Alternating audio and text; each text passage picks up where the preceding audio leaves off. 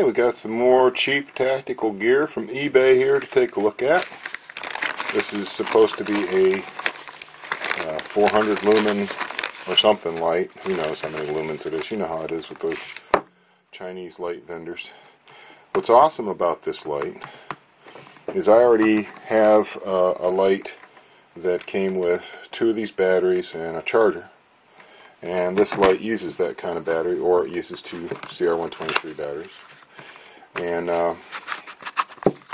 it was $11 shipped, which is hard to beat. I mean, you can't go down to the local Walmart and find a light for $11 that's of this quality, I don't think. So this is another Ultrafire, and I think this is the 501B. And actually, taking a quick look at this right now, the finish on this light is even nicer than the C8. So you can see it's got a crenellated bezel, which could be used to defend yourself. You know, you could slap somebody in the head with this thing and give them a second thought. Let's take a look at that reflector. Okay, it's a perfectly shiny reflector, no orange peel to it. Not a bad size. You can see it's about a little over an inch on the face. It's supposed to have an XML T6 CREE LED in it. It's got a tail cap and sounds pretty good. Let's take a look at the threading. If I can get it undone. Let me put this right here for a second. Let's take a look at the threading. That's one of the first things I like to look at on a light is how much shake, a little bit of shake there, and then to look and see how pointy or squared off the threads are. And for long life, you kind of want a squared off thread there. The camera will cooperate, which it won't, of course. Yeah, it's supposed to have a macro mode, but it's not doing it, is it? Well, it doesn't look too bad. This is mildly waterproof. It's not submersible. Okay, I see a spring on this side of the tail cap. Let's see if there's a spring on the head, because if you can put a spring on either end of this puppy, then oh, I think I'm undoing the bezel. Yeah. All right, so we'll just look at that. Yep, it's got a spring on both sides. There's no flat on this light, so it wants to roll away. So that's good. So this could be used for a weapon light without destroying the battery, because it's going to absorb a fair amount of the shock. And here we can get a really good look at the, if my frickin' camera would just do its job. I don't know why lately this camera has been acting up. I think it's on its last legs. Used to be able to get this close without an issue. Now it's impossible, it seems, to get it to focus macro anymore. Anyway, not bad quality. This is aluminum.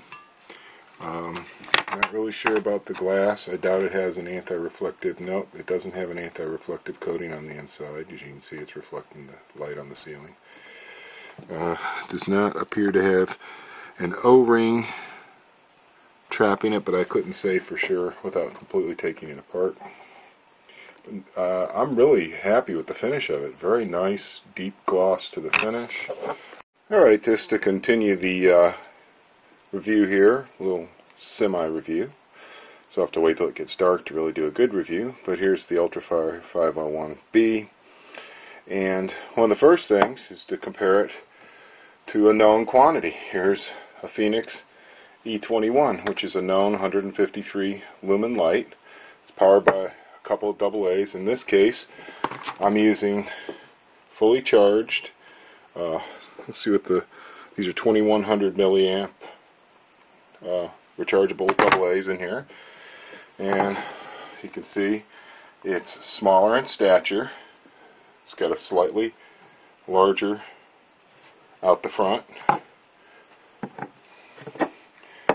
And they both have shiny reflectors. Okay, let's see how much they weigh, just to see. One of the things I like about these Ultrafire lights is how light they are. Okay, this one's about 4 1/4 ounces. Okay, and here's the Phoenix, and it's about 5.17 there. So the Phoenix is heavier. Phoenix is also 100% waterproof. You can drop that in the water, it's not going to fritz out. This may or may not. I don't know. I don't really want to find that out. But here, let me turn off the light in here, and we'll just broadcast them on the wall and see which one looks brighter. Okay, so here's the Ultrafire. Get an idea. Oh, it's doing its thing. Okay, here's it is on full bright, and I'm going to hold them from the same distance so you can get an idea of how big the thing is. Obviously, the camera's going to do some adjusting here. Okay, but you can kind of see how big around that is. Okay, now let's turn on the Phoenix. Okay, yeah, even though it's slightly smaller hotspot, it's got about the same fill. Okay, now I'm just going to lay them like this so I can have them both on at the same time with my hands here. And which one appears to be brighter? I think the Ultrafire is brighter.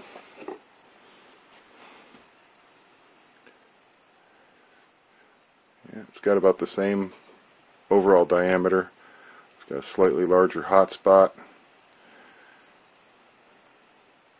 Obviously, we're going to have to be outside in the dark to really see how these throw. But on the right, we've got the Phoenix. Okay. On the left, we've got the Ultrafire, which appears to be a slightly whiter to my eye. This is a green wall, okay, so I know it's going to be a little weird. They're held at the same distance, so you can kind of see the hot spot on the 501B is a little bigger.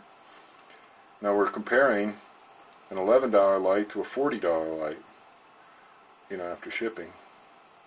And if you include the price of rechargeable batteries, then it might be a little different.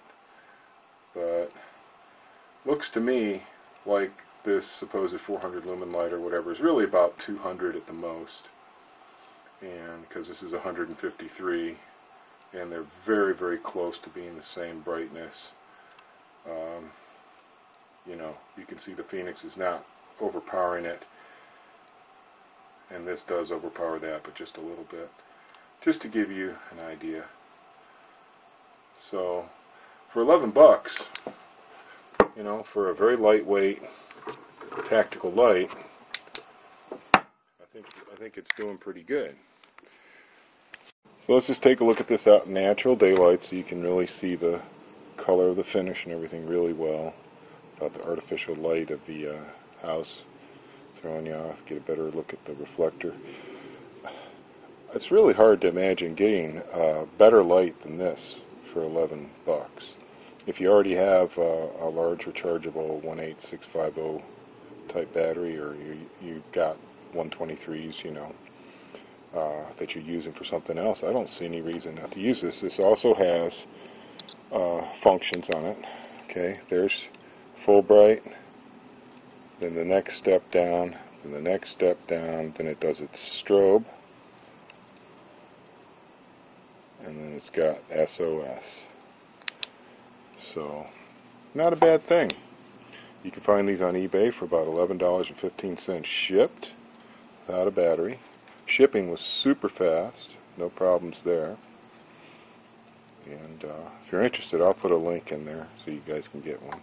I like the finish on this. This is better than the finish on the C8 that I got. The C8 looked kind of cheap and thin, and this is a nice rich black color. So if you're looking, for instance, a stocking stuffer for someone, your favorite Tactitard, you want to give them something tactical, you can give them an $11 light like this. So that's it for the Ultrafire 501B look during the day, and we'll have a comparison throw between it and the C8 and the Phoenix E21 later tonight and see which one throws better. And I know it'll be the C8, but it would just be nice to see how well this thing reaches out into the woods. It's hard to tell, obviously, in the daylight just how much this will throw, but here it is in broad daylight and you can see it. So that's a good sign. It's at least 200 lumens, which isn't bad.